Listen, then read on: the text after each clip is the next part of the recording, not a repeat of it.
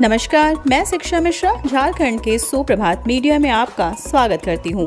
दोस्तों, झारखंड के तमाम छोटी बड़ी खबरों को जानने के लिए हमारे चैनल को सब्सक्राइब करें और साथ ही कमेंट सेक्शन में ज़रूर बताएं कि आप झारखंड के किस जिले से हमारे न्यूज़ को देख रहे हैं। तो चलिए शुरू करते हैं खबर को, जानते हैं आज के मुख्य समाचार। झारखंड पंचायत चुनाव अधिसूचना जारी, आज से प्रत्याशी कर सकेंगे नामांकन। राज्य में पंचायत चुनाव के पहले चरण के लिए 21 जिलों में प्रपत्र 5 का प्रकाशन कर दिया गया है। 72 प्रखंडों के 1127 पंचायत क्षेत्रों के जिला परिषद, पंचायत समिति व ग्राम पंचायत कार्यालय में भी अधिसूचना प्रकाशित कर दी गई है। अनुमंडल पदाधिकारी के कार्यालय में भी इसे प्रकाशित किया गया है। सोमवार को दिन के 11 से दोपहर 3 बजे तक संबंधित निर्वाची पदाधिकारी के कार्यालय कक्ष में नामांकन किया जा सकेगा। निर्वाची पदाधिकारी या उसके द्वारा प्राधिकृत किए जाने पर सहायक निर्वाची पदाधिकारी से नामांकन पत्र प्राप्त किया जा सकता है। 23 अप्रैल तक नामांकन दाखिल किया जा सकेगा। पहले चरण के 16,757 पदों के लिए नाम दाखिल किया जा सकेगा। जिन पदों के लिए नामांकन किया जाएगा उनमें ग्राम पंचायत सदस्य के 14,079, मुखिया के 1,127, पंचायत समिति सदस्य के 1,405 व जिला परिषद सदस्य के 146 पद शामिल हैं। देवघर हादसे के बाद त्रिकूट रोपवे अनिश्चितकाल के लिए किया गया सील। देवघर के त्रिकूट पर्वत रोपवे को अनिश्चितकाल के लिए बंद कर दिया है। देवघर डीसी मंजुनाथ भंजत्री के निर्देश पर रोपवे को सील कर दिया। आपको ज्ञात होगा कि पिछले दिनों देवघर के त्रिकूट पर्वत रोपवे में बड़ा हादसा हो गया था, जिसमें रोप टूट जाने के बाद 3 लोगों की मृत्यु हो गई थी, जबकि कई लोग घायल हो गए थे। बताते चले कि इस हादसे के बाद करीब 45 घंटे तक ऑपरेशन चलाकर सेना ने 46 जिंदगियां बचाई थी। इस हादसे में 4 लोगों की मौत हुई थी। सेना, वायुसेना, ITBP, NDRF के द्वारा चलाए जा रहे संयुक्त अभियान में कुल 35 लोगों को बचाया गया था, जबकि 13 लोगों को सुरक्षित निकाला गया था। स्कूटी बना सुदूर ग्रामीणों का बड़ा सहारा, दुर्गम इलाकों में ANM पहुंचा रही स्वास्थ्य सेवाएं। स्वास्थ्य सेवाओं को जन जन तक पहुंचाने में राज्य की ANM महत्वपूर्ण भूमिका निभा रही है। चाईबासा के सुदूरवर्ती दुर्गम क्षेत्रों में स्थित गांवों तक स्वास्थ्य सेवा पहुंचाने में स्कूटी सहायक बन रहा है। गौरतलब है कि चाईबासा के इस भूभाग में पहाड़ों के उतार चढ़ाव के साथ जंगल की पगडंडियों के सहारे गांव तक पहुंचा जाता है। यह क्षेत्र देश के कम विकसित जिलों में से एक है और इसे केंद्र सरकार द्वारा आकांक्षी जिले के रूप में मान्यता दी गई है। जिले में ऐसे कई क्षेत्र हैं जिन्हें कठिन पहाड़ी इलाकों के कारण दुर्गम क्षेत्र माना जाता है तथा स्वास्थ्य कर्मियों को कुछ ऐसी जगहों पर जाना पड़ता है जहां पहुंचने का एकमात्र विकल्प पैदल चलना है। वर्तमान में चाईबासा के दूरस्थ 342 स्वास्थ्य उपकेंद्रों में इसी समस्या का समाधान 180 स्कूटी के जरिए किया जा रहा है। चाईबासा उपायुक्त अनन्या मित्तल ने जानकारी देते हुए यह बातें बताई। राज्य निर्वाचन आयुक्त कार्यालय में बना पर्यवेक्षक कंट्रोल रूम, 4 अधिकारियों को दी गई जिम्मेवारी।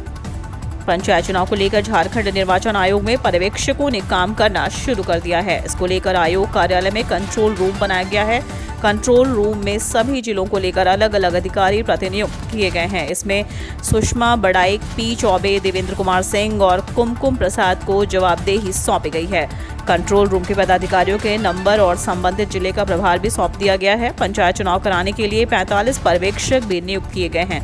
राज्य निर्वाचन आयोग ने सभी जिलों में निर्वाचन पदाधिकारी और पर्यवेक्षकों का फोन नंबर का प्रचार प्रसार करने का निर्देश दिया है। पंचायत चुनाव को लेकर नामांकन, नाम वापसी और नामांकन भरने से जुड़ी किसी भी प्रकार की समस्या होने पर उसे पर्यवेक्षकों के माध्यम से दूर करा लिया जाएगा। किसी भी तरह की शिकायतों के लिए भी राज्य भर में कंट्रोल रूम बनाया जाएगा। DL से मिली मुक्ति, नहीं कटेगा चालान, गाड़ी चलाने वालों की हुई मौज। चुनावों के दौरान या फिर किसी ऐसी स्थिति में जब चेकिंग की जरूरत पड़ जाए तब वाहनों को ट्रैफिक पुलिस द्वारा रोका जाता है और उनके कागजात चेक किए जाते हैं, जिनमें ड्राइविंग लाइसेंस समेत रजिस्ट्रेशन और पॉल्यूशन जैसे डॉक्यूमेंट शामिल होते हैं। अगर आपके पास चेकिंग के दौरान इनमें से कोई भी या फिर एक भी डॉक्यूमेंट मौजूद ना हो तो आपको चालान भरना पड़ सकता है, क्योंकि यही डॉक्यूमेंट साबित करते हैं कि वाहन आपका है और आपके पास ड्राइविंग लाइसेंस भी है इन्हें चलाने का। अगर आपके पास डॉक्यूमेंट मौजूद नहीं रहते हैं तो जाहिर सी बात है कि आपको भारी भरकम चालान भरना पड़ सकता है, जो 2000 से लेकर 5000 के बीच भी हो सकता है। दरअसल मार्केट में एक ऐसा ऐप आ चुका है जो ड्राइविंग लाइसेंस ना होने पर भी आपको चालान कटने से बचाता है। अगर आप अभी तक इस बारे में नहीं जानते हैं कि हम किस ऐप की बात कर रहे हैं, तो आपको बता दें कि डिजी लॉकर ऐप ही वह सॉल्यूशन है जो आपको चालान कटने से बचाता है और आपके डॉक्यूमेंट को सुरक्षित रखता है, जिससे चेकिंग के दौरान आप इन्हें स्मार्टफोन पर दिखा सके और चालान से बच सके। झारखंड में दिखेगा मौसम का दो रूप, कहीं बारिश की बूंदें देंगी राहत तो कहीं झुलसाएगा सूरज। राजधानी सहित राज्य भर में गर्मी की तपिश लगातार रिकॉर्ड तोड़ रही है। इस बार मार्च में ही मई जून की गर्मी का असर दिखने को मिल रहा है।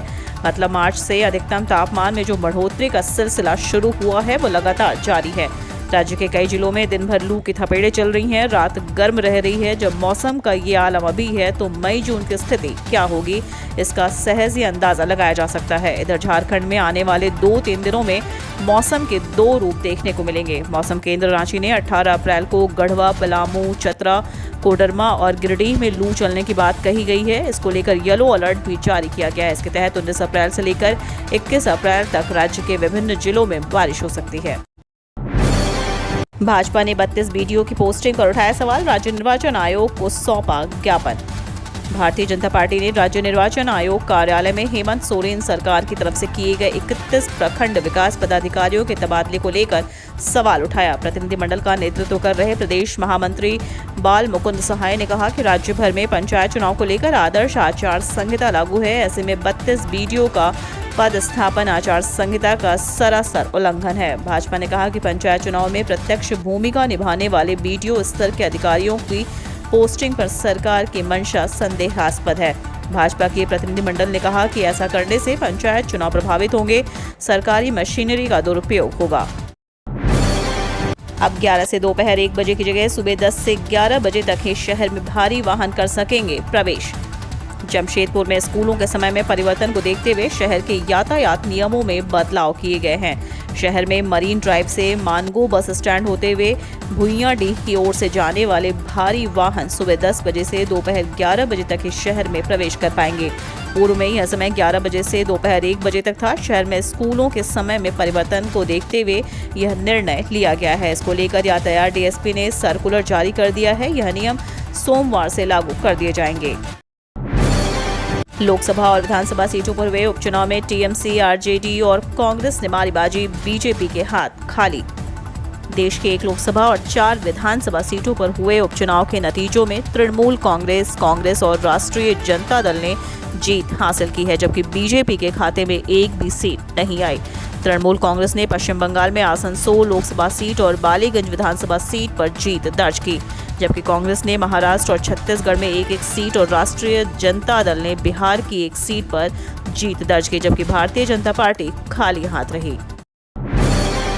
जीएसटी की टैक्स स्लैब में फेरबदल की तैयारी, इन जरूरी चीजों पर भी लग सकता है 3% का टैक्स। अगले महीने जीएसटी परिषद की बैठक होने वाली है। यह बैठक बेहद खास होने वाली है क्योंकि इसमें जीएसटी से संबंधित नियमों में बदलाव की घोषणा हो सकती है। दरअसल 5% की टैक्स स्लैब को समाप्त करने के प्रस्ताव पर विचार किया जा रहा है। इस पर जीएसटी की बैठक में चर्चा हो सकती है। समाचार एजेंसी पीटीआई की रिपोर्ट के अनुसार अधिक खपत वाले प्रोडक्ट्स को 3% और बाकी को 8% के स्लैब में डाला जा सकता है। इससे सरकार को रेवेन्यू जनरेट करने में मदद मिलेगी और अन्य राज्यों को मुआवजे के लिए केंद्र पर निर्भर नहीं रहना पड़ेगा।